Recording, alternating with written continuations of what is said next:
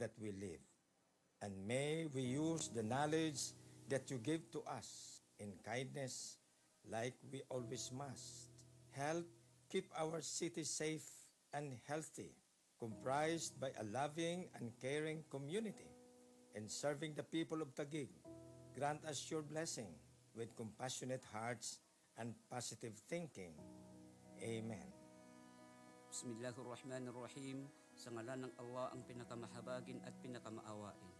Pagyamanin mo po, O Allah, at maging nakaayon sa iyong kalooban ang aming pagkikita-kita mula sa simula hanggang katapusan. Masalamin nawa namin ang layunin mong dakila sa aming buhay at maisagawa namin ngayon ang aming mga gawain na may kabutihan at pag-ibig sa aming kapwa.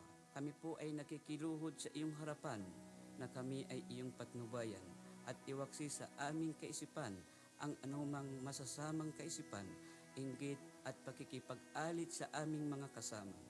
Bigyan mo po kami ng sapat na lakas at katalinuhan upang maibahagi namin ang aming makakaya sa aming mga kasama sa pagtitipon na ito.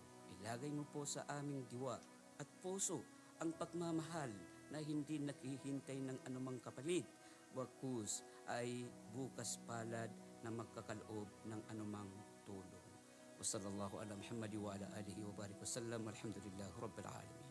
Dakilang Diyos na makapangyarihan sa lahat, nagpapasalamat po kami sa inyong pagpapala sa aming lungsod. Idinadalangin namin sa inyo, Panginoon, na ito'y maging ligtas sa anumang panganib.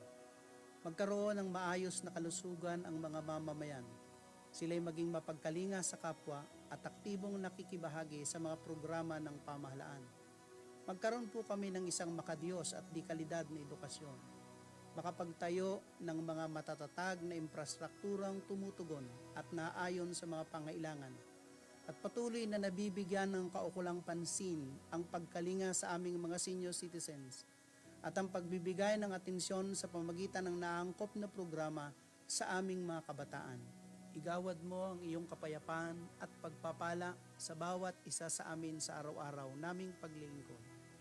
Hiling namin ang lahat ng ito sa makapangyarihang pangalan ng aming Panginoon at tagapagligtas na si Jesus. Amen.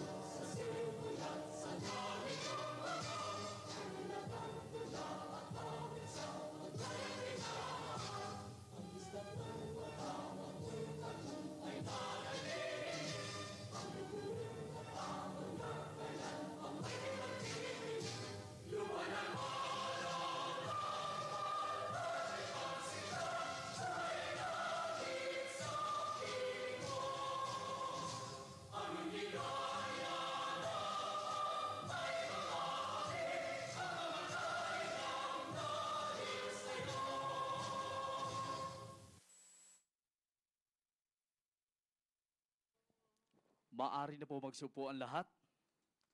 And for the welcoming remarks, ladies and gentlemen, it's my pleasure to introduce our guest of honor for today. He has served with a distinction as councilor, vice mayor, congressman, senator, and secretary of foreign affairs.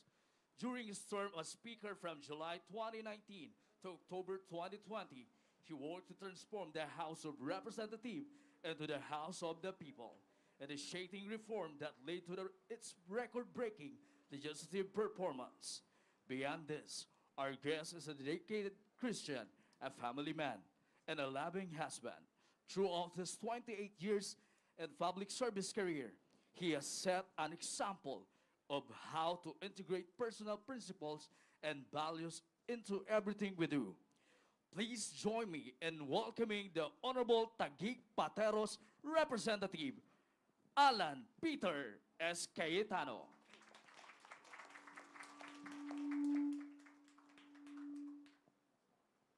Simula po ako na tayo'y lahat ay maliliit na bata, tinuturuan tayo na kung anong ating itatanim, yan ang ating aanihin. From the earliest time in our life, di ba, we are taught, whatever we sow, we shall reap.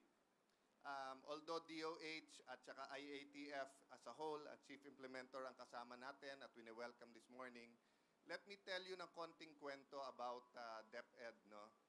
So, meron pong teacher, tinawagan yung nanay ng mga anak at sabi niya, Ma'am, yung anak mo kandidato for valedictorian. Actually, tapusin lang niya yung modules at yung isang report na pinapasubmit ko, galingan niya lang, siya na yung valedictorian. So, yung bata po, tumawag sa teacher, Ma'am, wala po kaming gadgets, wala po, hindi po pwede mag-Zoom. So, sabi nung teacher, huwag ka mag-alala, hindi kailangan yan, basta do your best lang, do your best. So, sabi, Ma'am, wala naman kami mga encyclopedia sa bahay. Ito, cellphone, siguro makaka-google ako. Yung iba kong mga kaklase, mayayaman. Kompleto sila. At saka sa opisina ng mga parents nila, makaka-research sila. So sabi po nung teacher, just do your best, magsipag ka lang, magbasa ka, mag-isip, and then just write it, no? So a few days later, sinubmit niya. So, tinext siya nung teacher, tinext yung nanay. Pakitanong mo sa anak mo, is this the best that he can submit? So, tumawag ulit yung bata, Ma'am, sorry maliit lang load namin, pero sabihin ko lang, give me 3 more days. Ginawa ko lang mag-isa yan, pero uwi yung kuya ko na college student, papatulong ako. In other words, 3 days, sinubmit na naman niya. Text na naman yung teacher, Iho, are you sure this is the best? Tandaan mo, valedictorian ang gusto mo. So text back siya, sabi niya, Ma'am, talagang bawal pa lumabas, may quarantine, everything. Pero bukod sa kuya ko, pinahiram na nung kuya ko yung iPad niya, nagtawagan na kami, etc. Give me 24 hours. 24 hours later, sinubmit niya, tinanong nung teacher, is this the best? Tinawagan niya, Ma'am, wala na po. Kahit pigain niyo po ako, eto na talaga. So sabi nung teacher, okay, if this is the best you can do, I will read it for the first time today. No? So tinuturuan po niya yung bata that hindi kailangan yung constant reminder. So as we welcome you today, and please believe us, Sec Galvez, Sec Duque, to our MMDA Executive Director, Sec Vince, classmate ko kay Yusek Dinsing, sa lahat po, former Deputy Speaker El Rey at yung iba nating kasama sa Congress, mga kapatid natin sa media. In Taguig, we think big because we always believe that people deserve the best. And because they deserve the best, we push ourselves na kahit na maganda na, we ask ourselves, eto na ba yung the best na maibibigay natin? We worked with these gentlemen who are before you today, and of course, many of the women leaders in our country during Bayanihan 1 and 2, to really squeeze out and give you the best. But the Bible tells us that we die, or my people are destroyed because of lack of knowledge. Sa ibang version, people die because of lack of lack of knowledge. Yung pong context nun, simple. How can you have everlasting life kung hindi mo kilala Diyos? Pero po, meron secular application yon, na which is part of our activity today. Diba? I think all of you who listen to the science, who listen to the DOH, to the IATF, na nag-shield, nagmamask, naghuhugas ng kamay, nagso-social distance, pag may symptoms po na nagpapatest, no? Because the proof of spiritual change in a person, pag sinabi niya, regardless of religion po pag sinabi niyo po na nagbago kayo dahil nakilala niyo yung Diyos, yung katunayan nandun sa pagbabago mo Di ba? So ganun din po, if we say that mag-isa tayo, magkakasama tayo, we heal as one, we win as one, we recover as one. Let's start doing it that way. Bakit po? At pasintabi po sa Kongreso, sa Senado, at saka sa mga kapatid natin sa media. Remember at the start of the pandemic, nabanggit ko yon, can we change our mindset? Yung usual natin na confrontational na hearings, yung usual natin na ang ganda ng balita, pero pag tinanong yung controversial, tapos lalabas sa news yung controversial, tapos ang tao malilito, di ba? You know, we cannot fight an extraordinary crisis with ordinary attitude and behavior. So it has worked for us during the ERAP administration, Arroyo administration, Aquino administration, and until after the pandemic, yung style Pilipino ng news, ng hearing, ng confrontation, ng singilan. O, Sec Galvez, nagawa mo ba to? 1, 2, 3, 4, 5. May overpriced ba to? 1, 2, 3, 4, 5. O, sandali lang, wag ka muna sumagot. Hindi pa ako tapos magtanong. It worked for us before. But during the pandemic, tignan nyo po, marami pong magandang resulta sa dalawang hearing. But I've been going around with Lani because malapit na malapit sa puso niya yung barangay health workers. Pag tinanong ko, ano mas gusto nyo? Tsa-tsa o bakuna? Napakalakas nung sagot, bakuna. Ito lang po ang nakakapagtaka.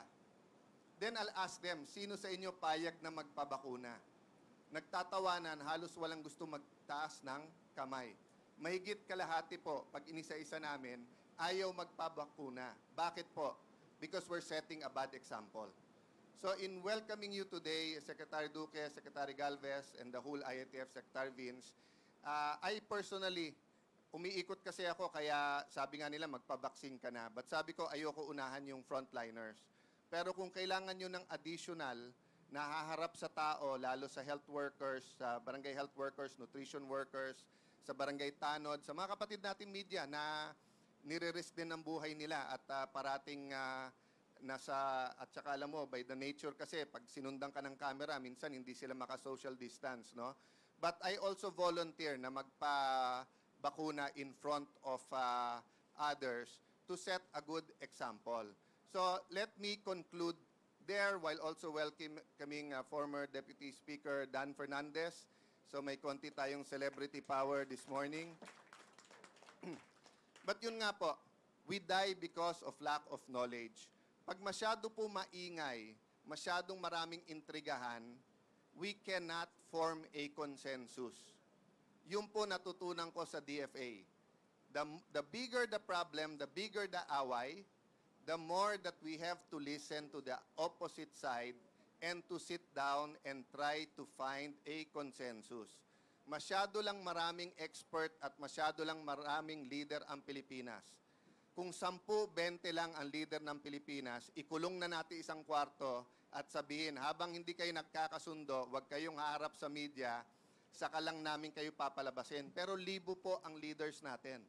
And with social media, every single citizen wants to be part of the conversation. So again today, in welcoming you to the city of Taguig, we appeal to everyone, behavioral change.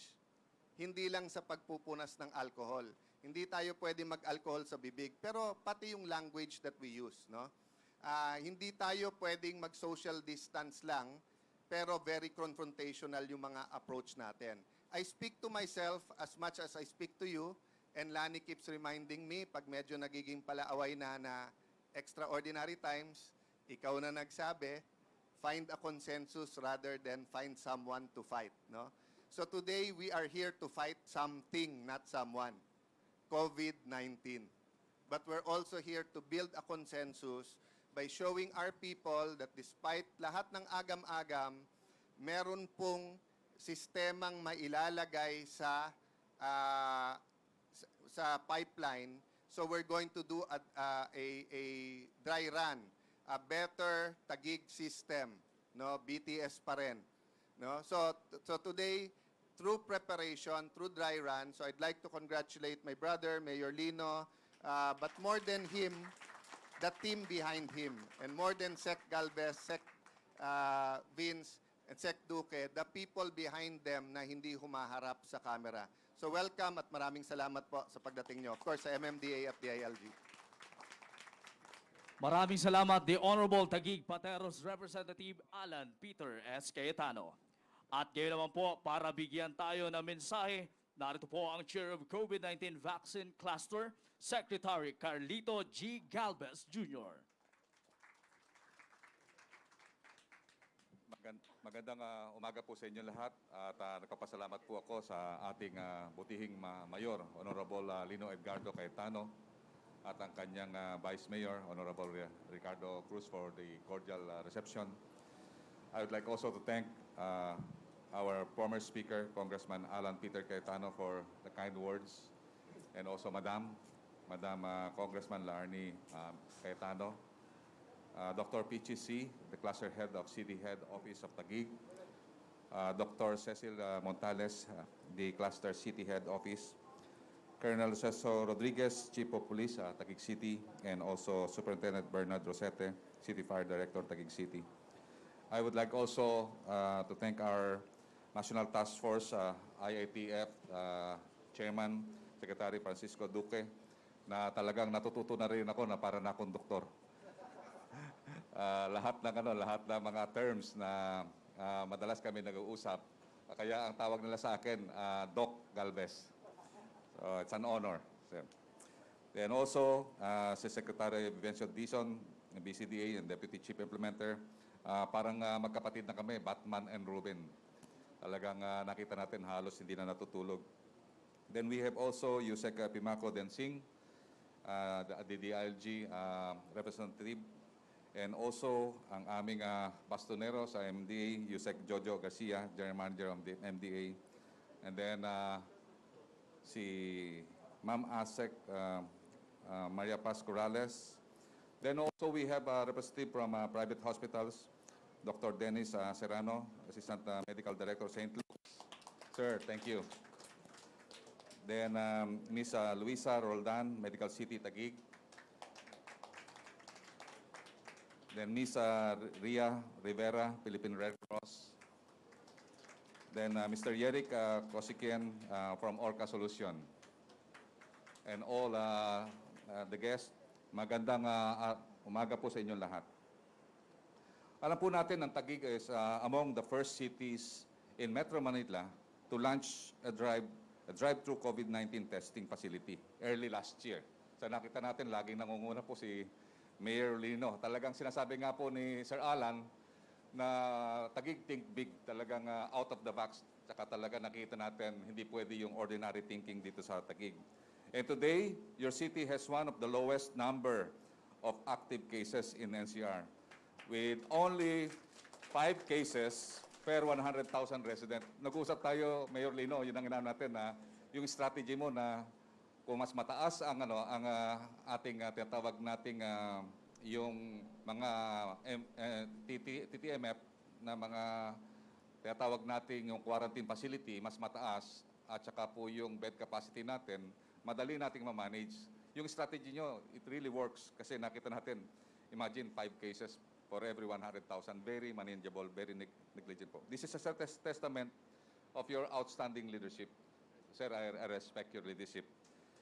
Shown by Mayor Lino Cayetano, and the proactive strategy of your local government to contain and mitigate the spread of the virus.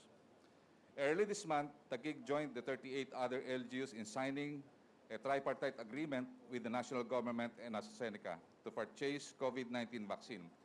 Alam po, napakalaking tulong po na yun na ang mga mayor po natin nagpursige na humana po ng vaccine. Kasi nung time po na yun, wala pa po kami napipirmahan na term sheet. At kumbaga sa ano po, na malaki po ang tulong na yung 17 million ng AstraZeneca na napirmahan po natin kaagad-agad. Napakalaking ano po yun.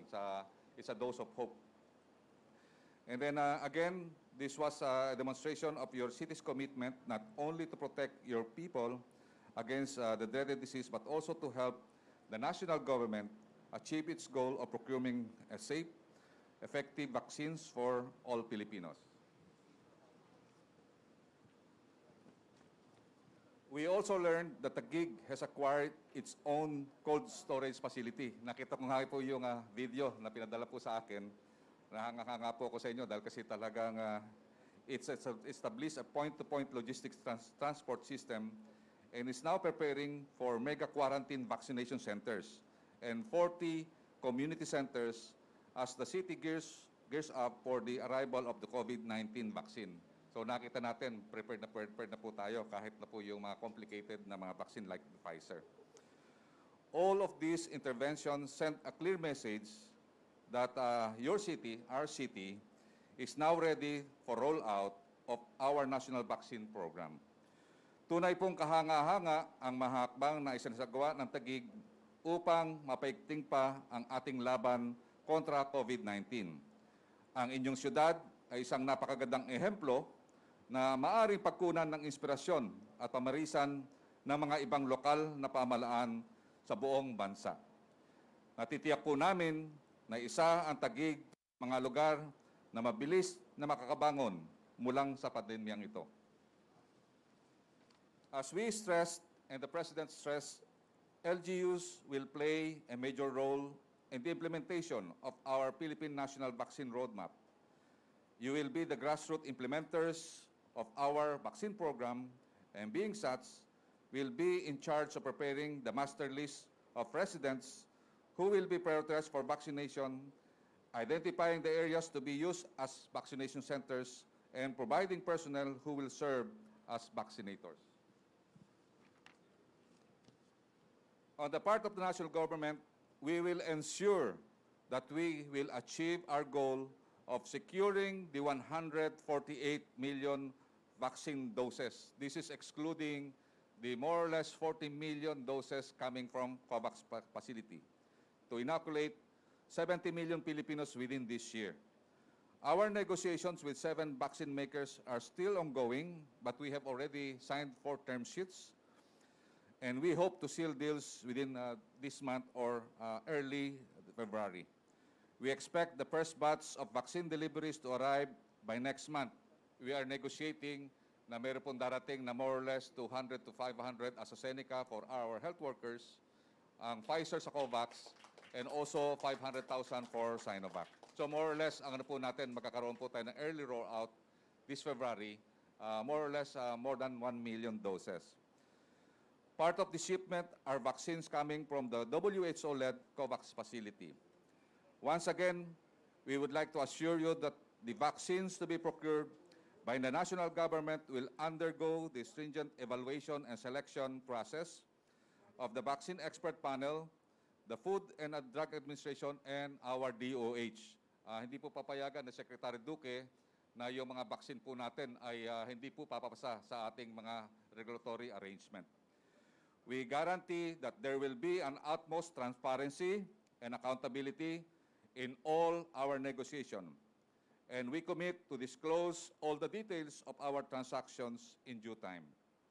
Muli, nais naming magpasalamat sa pamunuan at mga residente ng Taguig sa malakas at patuloy na suportang inyong binigay sa nasyonal na pamahalaan. Kung tayong lahat ay magkakaisa at magtutulungan, walang duda na magtatagumpay tayo sa ating iisang layunin na tuluyang wakasan ang pandemyang ito at ibangon ang ating ekonomiya. Katulad po ang sabi ng ating mahal na Pangulo, walang maiiwan, walang iwanan. At sabi pa ng ating mga business sector, ingat, angat, bakuna lahat. Maraming pong salamat. Maraming salamat, Chair of COVID-19 Vaccine Cluster Secretary Carlito G. Galvez Jr. At ngayon naman po mula sa Department of Health, narito po Secretary Francisco T. Duque III.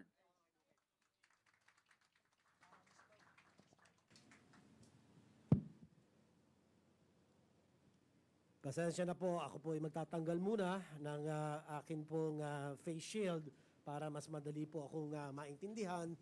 At muli sa ngalan po ng Interagency Task Force, sa ngalan po ng Department of Health, ako po ay malugod na bumabati sa buong pamunuan ng maunlad na syudad ng Taguig. Palakpakan po natin si Mayor Lino Cayetano, isa po sa pinakamasipag at pinakamahusay at magaling na punong lungsod. Hindi lamang po dito sa NCR, ang tinutukoy natin ay sa buong Pilipinas. He is probably one of the most dynamic, one of the most visionary local chief executives that this country has ever had. Congratulations to you for all the great work that you have been doing for the people of Taguig City. And my greetings are also extended to none other than a personal, a very good friend, former Speaker of the House of Representatives, now Congressman Alan Cayetano. Palakpakan po natin siya. Alan Peter Cayetano, dahil po sa kanyang mga makabuluhan at makahulugan mga batas na kanyang pinamunuan sa pagpapasa nitong mga napakamahalagang mga batas, lalo na po batas pangkalusugan. At dito po kasama niya ang iba pang mahuhusay at masisipag na mga mambabatas, Congressman El Ray Villafuerte, Congressman Dan Fernandez, at ganun din po, sinasamahan ako ng akin pong isang napakamagaling na dating general at ngayon ating National Task Force Chief Implementer at iniluklok ni Pangulong Duterte bilang vaccine czar na kung saan in tandem with the Vice Chief Implementer, walang iba po kung hindi si Secretary Vince Dizon, who is also the concurrent chair of the Bases Conversion Development Authority. At andyan din po ang atin GM ng Metro Manila Development Authority, lagi pong gumagabay, kumakatawan po sa tagapangulo ng MMDA, ng atin pong chairman, walang iba kung hindi si Benhar Abalos. At ngayon po ay andito kami upang unang-una pasalamatan ang Taguig City sa kanila pong paglatag ng atin pong local vaccination and deployment plan na nakalinya or aligned with our Philippine Deployment and Immunization Plan. At nakita po natin, ngayon araw, susuriin po natin ang mga proseso na kinakailangan para masiguro ang tagumpay ng ating pong bakunahan laban sa COVID-19. At alam po natin, gaya ng nabanggit ni Secretary Galvez, ay marami po tayong mga bakuna, mga 7, more or less, ang klase ng mga bakuna na atin pong ibibigay sa mga kababayan natin. At makakasiguro po kayo na ang DOH, ang FDA, ang Health Technology Assessment Council, ang Department of Science and Technology, ang atin pong Vaccine Expert Panel, sinisiguro po nila, huwag po kayo mag-aalala na ang bakuna na atin pong ibibigay o ituturok ay talagang de kalidad at una sa lahat, ito po ay ligtas or safe, it is cost-effective. At ito po ay talagang makakapagbigay proteksyon sa atin pong mga kababayan laban sa COVID-19 virus. Kanya wag po tayo mag-aalala, sana po ay magkaisa tayo para mapataas natin ang kumpiyansa, ang paniwala ng taong bayan sa ating pong National Deployment and Vaccination Program. At kinakailangan po natin ang suporta ng taong bayan. At kagaya ng sinabi ni dating Speaker at ngayon Congressman Alan Peter Cayetano, ay dapat sapat ang atin pong kaalaman patungkol sa mga iba't ibang klaseng bakuna na gagamitin natin para unang-una makapagbigay proteksyon. Pangalawa, mapababa ang morbidity o ang sakit na dulot ng COVID-19 virus.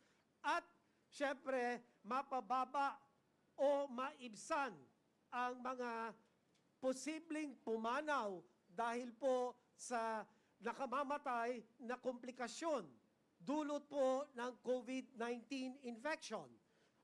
My apologies, ang ating pong isa rin napaka-mahalagang katuwang ng Department of Health, ang IATF member, ang Department of Interior and Local Government, si Yusek Epi Densing. My apologies, Yusek Epi. Oo. O palakpakan naman ninyo ang buong DILG at sa kanila pong napakamalakas na suporta.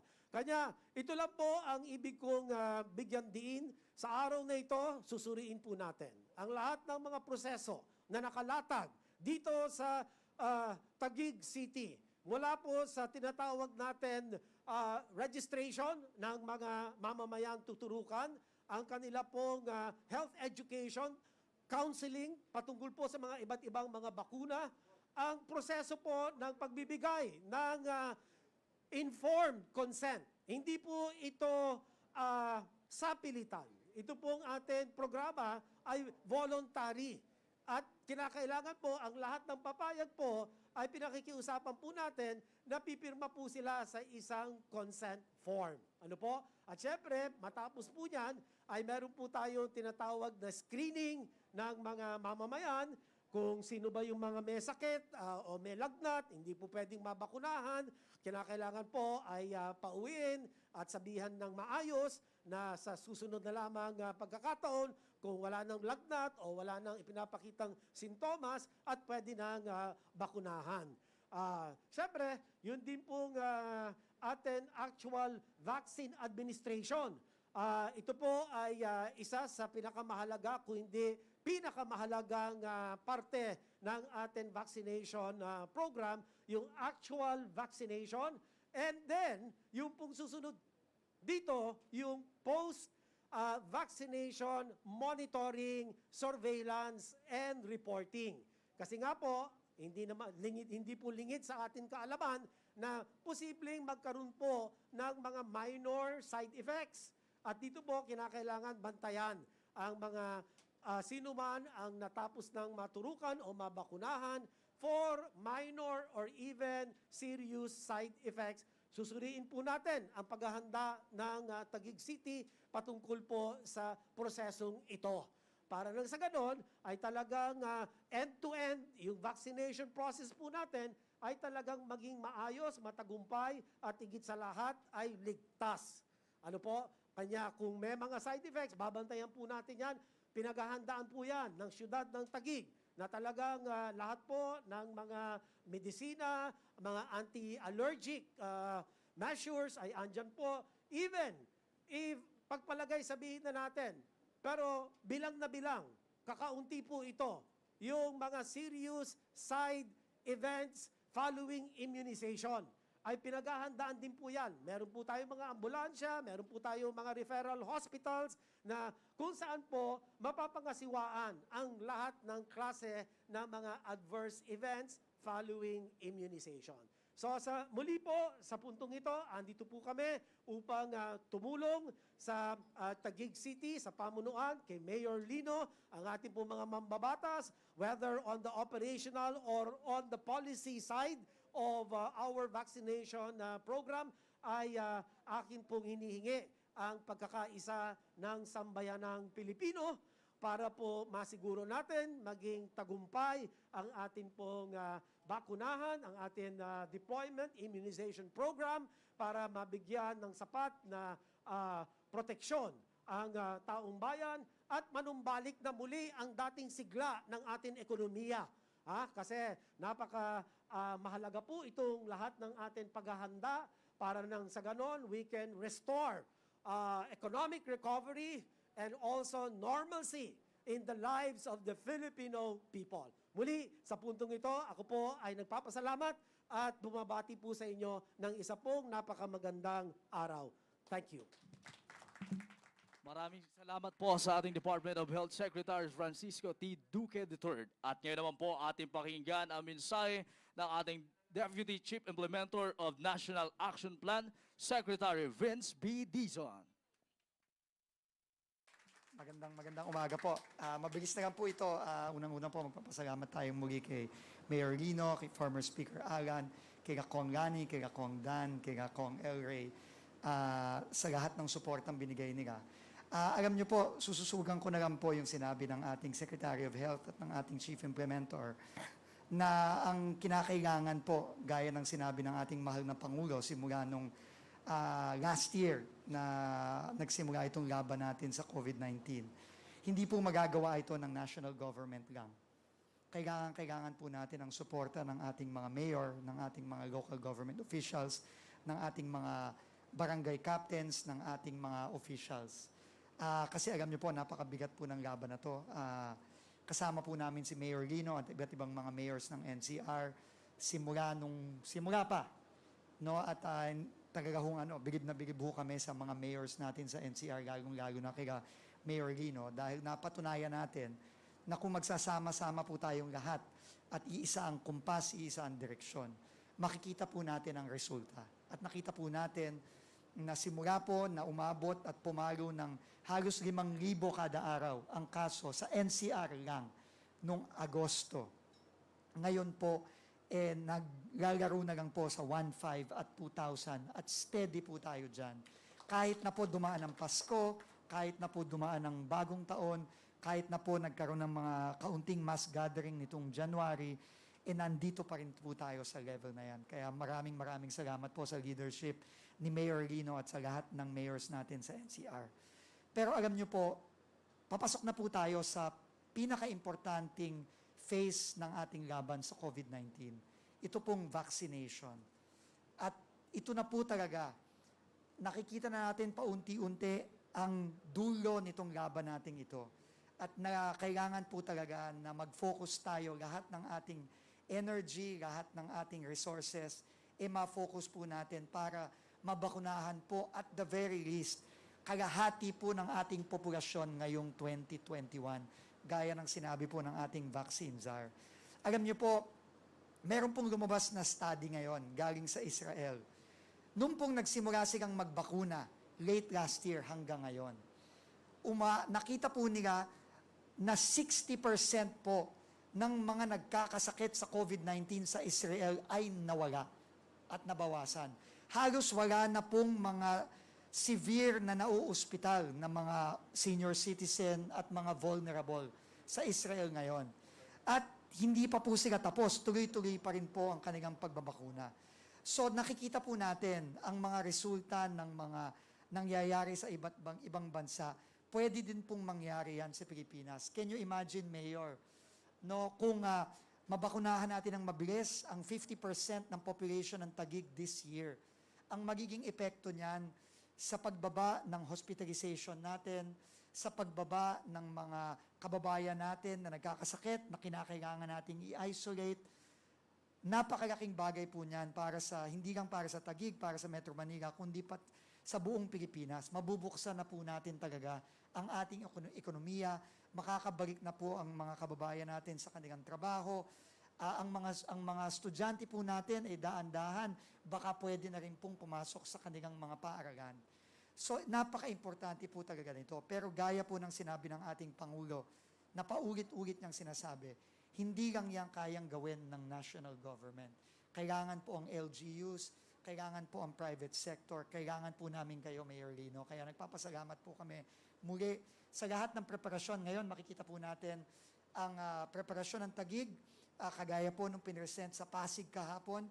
Mamayang hapon po kami pupunta sa Makati, bukas sa Quezon City, sa Biyernes, sa Manila, at sunod-sunod na po yan ang ating rollout. Ang pinapangako lang po ng ating vaccine czar at ng ating Secretary of Health na sigurado pong magkakasupply ng bakuna ang mga syudad tulad ng Taguig. Huwag po kayong mag-aalala, sinigurado na po ni Secretary Galvez na padating na po ang ating mga bakuna simula ng Pebrero. At ang kailangan na lang po talaga natin gawin, magsama-sama tayo, maghanda tayo, para mabilis at maayos po ang ating pagbabakuna. So with that po, maraming salamat po sa inyong lahat. Maraming salamat, Mayor Lino. Maraming salamat, Kong Lani. Maraming salamat po, Speaker Alan. Thank you very much po sa lahat ng tulong ninyo. At sama-sama po natin, matatapos din itong napakalaking problema natin ito sa COVID-19. Thank you very much po. Maraming salamat sa ating Deputy Chief Implementer of National Action Plan Secretary of Vince B. Dizon. Ngayon naman po, para magbigay sa atin ng mensahe mula po sa MMDA, narito po ang General Manager, Jojo Garcia.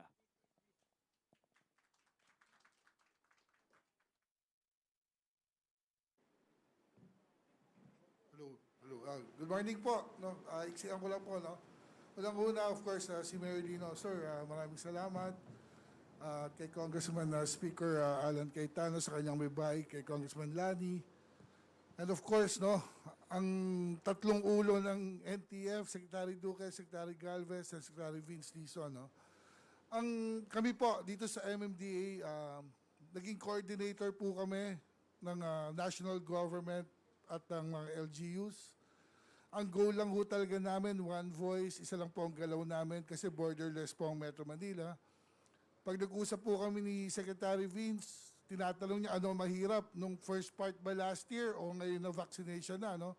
Of course, napakahirap po nung nangyari sa atin before, no? Blanco tayo lahat, hindi natin alam ano itong COVID, ano yung experience. Pero now, nakikita na natin yung liwanag, no? Ito na po yung vaccine. Sabi nga ni Secretary Galvez, ni Secretary Duque, hindi po itutusok sa atin yan kung hindi safe, no? Yung mga vaccine po na ating tinitingnan, milyon-milyon tao na po nasaksakan yan sa ibang bansa. Swerte nga tayo, medyo tayo yung kasunod na. At least nagkaroon na po na experience yan sa ibang parte po ng mundo. So, nandito lang po kami, no? Ang national government po, sir, no? Nandito po ang ating mga local governments, ang NCR mayors, at kung kayang pumunta rito, pwede po kayong tumawag na lang sa aming landline 77479815-837-01404. Meron din po kami mga cellphone, ha? Pwede po kayo kung kayo po ay nakasmart. fortunate all our NCR mayors, most especially, no, Taguig Mayor 0916-6854-609. Ayun, may nagre-ring pa. Okay, sandali lang. Sandali lang, easy. Oo, yun. Sorry. 19 situation report from the LGU and COVID-19. Alright, kaya nga ho, kung kayo may mga medical problems, ha? Abay,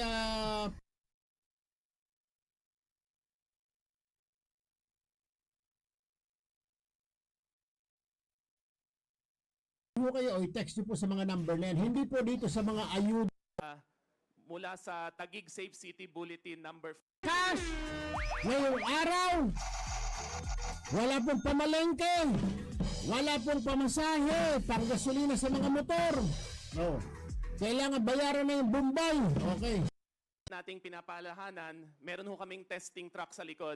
Ayan ha, 2,021 pesos po yan, pantawid pang araw-araw ng pamilya. Ha? O 3-piece, ika nga. 20 katao po ang mabibigyan at nabibigyan araw-araw. Tinetest. So, please observe physical distance. I-follow po ang aming Facebook page, Erwin Tulfo FB page.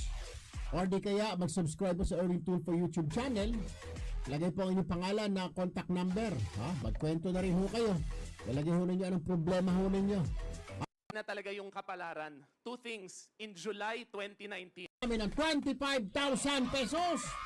Bagong taon, bagong buhay, ayuda. Apat ang amin pong hinahanap. 3 po sa Facebook, 1 po sa YouTube.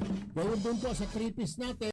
kahit buong Metro Manila, kasya po sa cold storage solution. Ito, pangalan, contact number, at anong problema. Alright? Minsan ho, hindi lang ho 25,000, minsan 50. Depende po sa inyong pangangailangan. Depende sa inyong problema. Pinagmamalaki ko pa yung 7-story namin, gawa ng LGU. Anyway, bayan, 10:06 ng umaga. Alright. Ito po ang mga pag-uusapan ho natin. Ang Cordillera.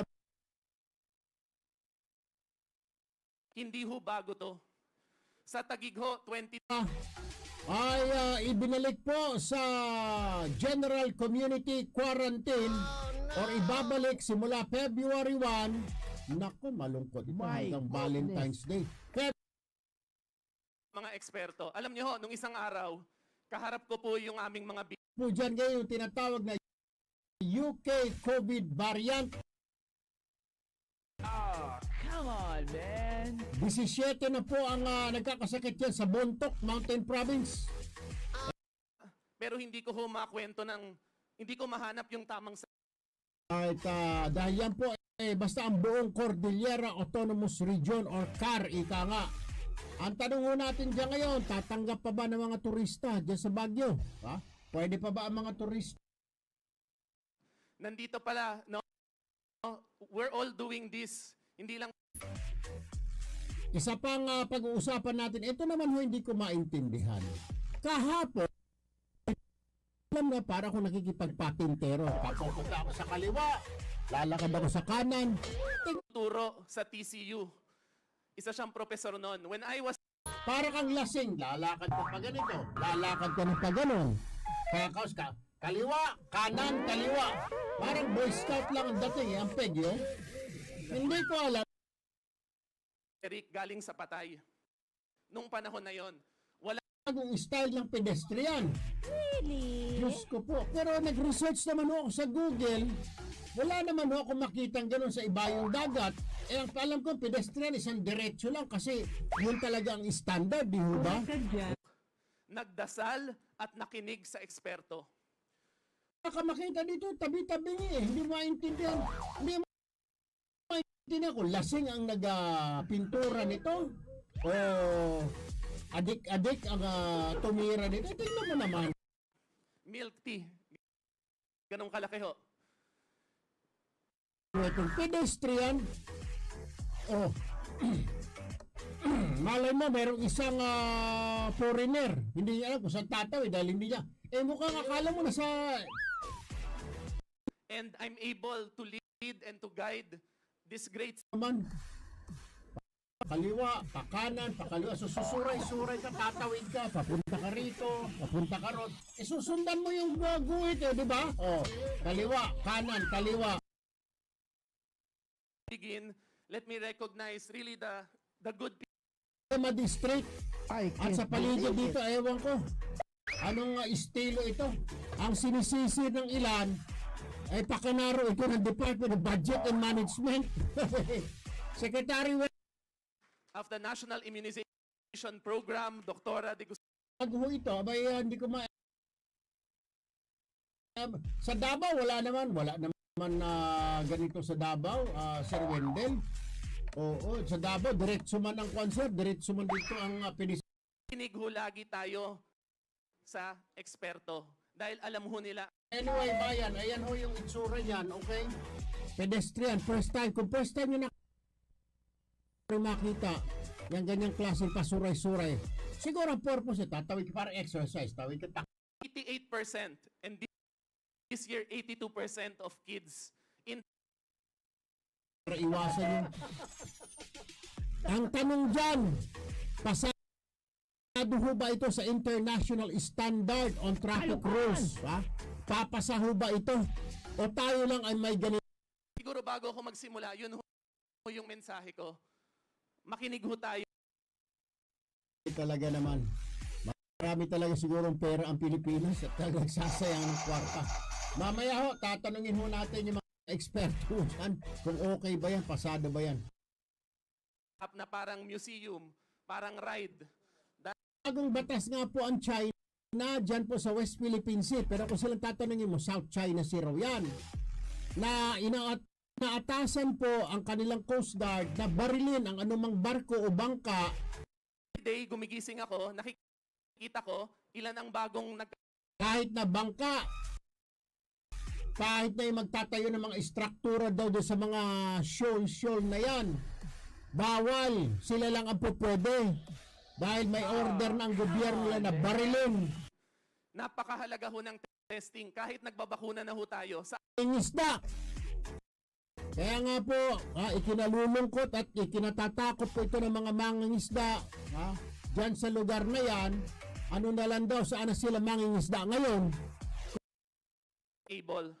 Makikita nyo, Sek, nakikinig kami sa Naku, Diyos ko po, wag naman. Naku po, Panginoon ko. Ay, wag naman sana, bayan. Ang tanong ho ng ilan dito, kaibigan ba talaga natin itong China na ito? Ito kaya ang... West active cases in Metro Manila, but we test... ay, maging Senador Francis Tolentino nababahala. Mamaya ho, kausapin natin po itong mga otoridad ho natin kung ano hong plano rito. Diyan, makontain agad natin. Ay, ngayong umaga, yung mga nangangailangan po ng ano po rito, 25,000 pesos. Pero maaring higit pa ho yung mga Kailangan tayo ay maging alerto pa rin. Liwanag at kailangan ho ninyo ng malaking halaga. Hindi lang po 25 ang ipamimigay po namin ng ACT-CIS. Kasama ho namin dito sa proyektong ito ang ACT-CIS Party List Bayan para matulungan. We were in Taguig. We were able to maintain. Tulong. Ano po? Yan po yung tinatawag natin bagong taon, bagong buhay. Handog po ng ACT-CIS Party List. Handog po ng Urban Tulfo Action Center. Kaya comment na ho kayo. Ilagay ho